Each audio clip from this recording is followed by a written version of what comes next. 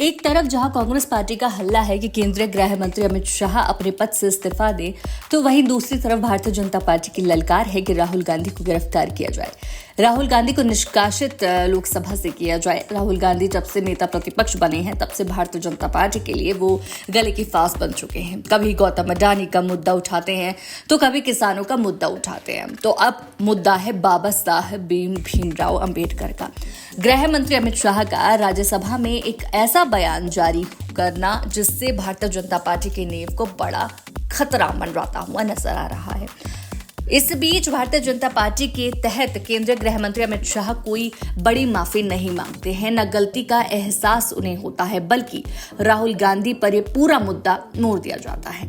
अब राहुल गांधी की गिरफ्तारी की मांग तो दूसरी तरफ एक देश एक चुनाव के मुद्दे पर भारतीय जनता पार्टी अपने ही सांसदों के खिलाफ एक बड़ी मुहिम खोलती हुई नजर आ रही है। भारतीय जनता पार्टी के ही कई सांसदों को फटकार आला कमान द्वारा लगाई गई है, जिसमें ज्योतिरादित्य सिंधिया का नाम, जिसमें नितिन गडकरी का नाम, जिसमें गिरिराज सिंह का नाम सहित 20 सांसद मौजूद हैं।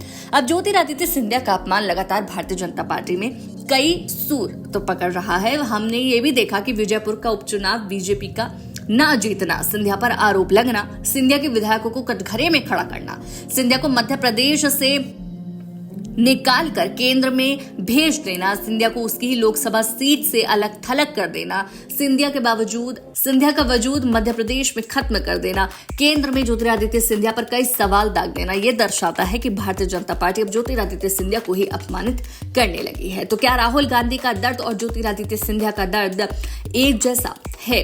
क्या भारतीय जनता पार्टी किसी षड्यंत्र के तहत अब जो कदम उठा रही है वो कदम उन पर भी भारी पड़ सकता हुआ नजर आ सकता है? सवाल है कि ये कई संकेत हैं, इन संकेतों के आधार पर सिंधिया और राहुल का क्या होगा, क्योंकि ये तस्वीर आज भी बार बार याद आ रही है। ये तस्वीर जब संविधान दिवस के अवसर पर राहुल गांधी और ज्योतिरादित्य सिंधिया एक साथ आए थे, लगभग 4 साल बाद जाकर सवाल कई उठ रहे थे, संकेत मिल रहे थे। अब क्या होगा? ज्योतिरादित्य सिंधिया राहुल गांधी की गिरफ्तारी का वाकई होगी भारतीय जनता पार्टी? आपको क्या लगता है? राय दें कमेंट में।